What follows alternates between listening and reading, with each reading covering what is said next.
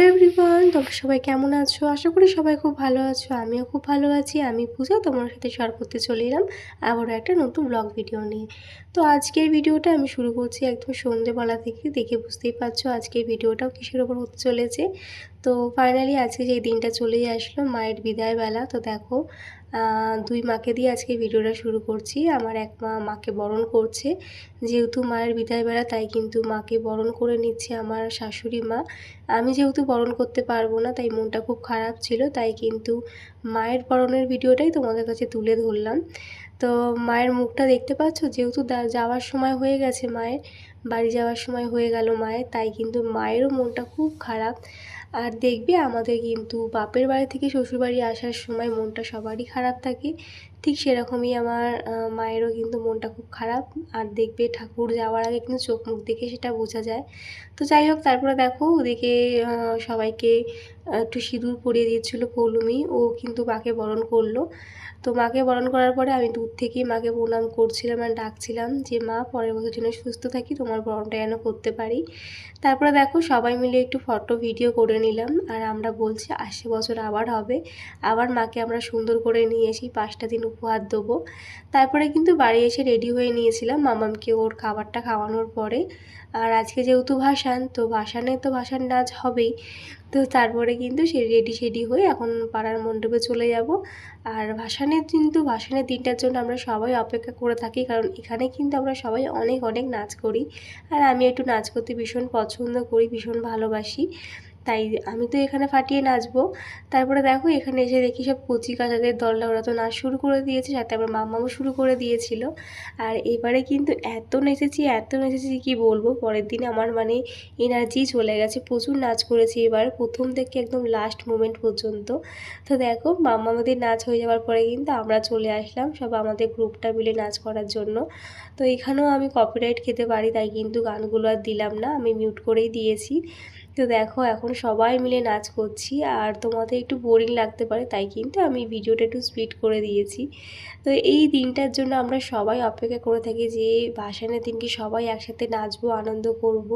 তো খুব মজা হয়েছে। আর আমি না নাচতে খুব পছন্দ করি। আমাদের বাপের বাড়ির পাড়াতে যখন ভাসান হতো, সেখানে তো যখন ঠাকুর বেরায় আর কি, ঠাকুরকে মানে রাস্তাতে যখন পজিশান বেরায়, সেই পজিশনের সাথেই কিন্তু আমরা নাচতে নাচতে যেতাম পুরো গঙ্গার ঘাট অবধি। তো আমাদের এখানে সেটা হয় না, আমাদের এখানে যেখানে মা থাকে মানে প্রতিমা থাকে সেখানেই নাচটা হয়, আর ভাসানটা আমরা এমনিই যাই হাঁটতে হাঁটতে। তো দেখতেই পাচ্ছ আমরা বান্ধবীরা মিলে সব নাচ করছিলাম। তারপরে দেখো এখানে মাম্মামকে ওর কাকাই হাত ধরে নাচাচ্ছিল। আর এবছরে কিন্তু তোমার দাদাভাই আমার সাথে অনেক নাচ করেছে, যেটা কোনো বছর করে না, ওই একটু লজ্জা পায়। তো 5 বছর আসার পরে ফাইনালি তোমার দাদাভাই লজ্জাটা কেটেছে। তো এবছর কিন্তু ওর সাথে অনেক নাচ করেছি, দেখতেই পাচ্ছ। আর তোমার দাদাভাই খুব লজ্জা পায়। তো ভাসান নাচ তো আর সেরকম পারফেক্টলি হয় না, সবাই যেরকম পারে সেরকমই নাচে, তো একটু ম্যানেজ করে নিও। তো আমার খুব আনন্দ হচ্ছিলো, কারণ তোমার দাদাভাই কিন্তু লজ্জা পেত, ভীষণই লাজুক ও, কারোর সামনে বউর সাথে নাচবে সেটা ওর ভালো লাগতো না। তবে এবছর কিন্তু আমরা জমিয়ে নাচ করেছি, তাই কিন্তু আমার মনটা খুব খুশি, কারণ এই মুমেন্টগুলো কিন্তু আর খুঁজে পাওয়া যাবে না। তো এই ভিডিওটা আমাকে করে দিচ্ছিলো আমার যা সাথী, তো ওকে অনেক অনেক থ্যাংক ইউ। ও ভিডিওটা না করলে তোমাদের কাছে আমি তুলে ধরতে পারতাম না। তোমার দাদাভাই কিন্তু সেরকম একটা ক্যামেরাতে আসতে চায় না, তো এই সময় যখন এসেছে আমিও কিন্তু সেই সুযোগের সদ্ব্যবহার করে নিয়েছি। তো এখানে আমরা সবাই কাপেলরাই নাচছিলাম, এখানে ছিল হচ্ছে পৌলমি আর ওর বর, ছিলাম আমি আর তোমার দাদাভাই, সবাই মিলে নাচ করলাম। তারপরে দেখো এখন ওদের ছেলেদের গ্রুপটা নাচ করছে, মানে সব মিলিয়ে ভাসানটা কিন্তু একদম জমে ক্ষীর হয়ে গেছিলো। ভাসান মানেই তো এটা, মাকে যখন আমরা আনি হাসি মুখে, আর মাকে যখন বিদায় জানাচ্ছি সেটাও কিন্তু হাসি মুখে। তবুও কিন্তু মায়ের মনটা চোখ মুখটা একটু ভার হয়ে এসেছিলো, যেরকমটা আমাদেরও হয়ে আসে বাপের বাড়িতে শ্বশুরবাড়ি আসার সময়। যাই হোক, তারপরে কিন্তু মাকে ভ্যানে তুলে নেওয়া হলো। তারপরে কিন্তু আমরা সবাই মিলে মাকে নিরঞ্জন করতে যাওয়ার পথে এগিয়ে চললাম। আর সবার মনে একটাই কথা, বলো বলো কালী মাই কি 80 বছর আবার হবে। তবে আমি মনে করি মায়ের কিন্তু বিসর্জন কখনোই হয় না, মা কিন্তু আমাদের মনে প্রাণে সারা জীবনই থাকে, সবসময় থাকে, আর আমাদের পাশে সারাক্ষণই মায়ের আশীর্বাদ আছে। তো চলো তোমাদেরকেও নিয়ে যাই আমাদের সাথে, মায়ের নিরঞ্জন আমরা কিভাবে করছি সেটাও তোমাদের কাছে একটু তুলে ধরি। তোমরাও জানিও তোমাদের কেমন লাগলো এই ভিডিওটা দেখতে।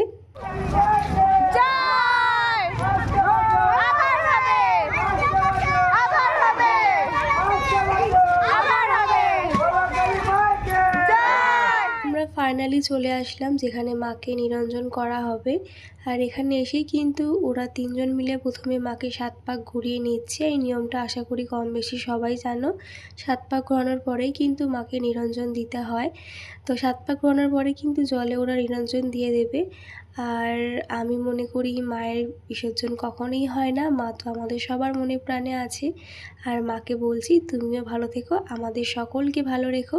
আর আবারও একটা বছরের অপেক্ষা, আবারও যেন একটা বছর দেখতে দেখতে চলে আসে। তো এরপরে কিন্তু মাকে নিরঞ্জন করা হলো। তো কেমন লাগলো তোমাদের আজকে এই ভিডিওটা অবশ্যই জানিও। আমি আজকে এই ভিডিওটা এখানে শেষ করছি। আর অবশ্যই মা আমাদের সবাইকে ভালো রাখবে, সবার মনস্কামনা পূরণ করবে আর নিজেও ভালো থাকবে। তাহলে চলো আজকের মতন টাটা, দেখা হচ্ছে নেক্সট ভিডিওতে। বাই সবাইকে, সবাই খুব ভালো থেকো।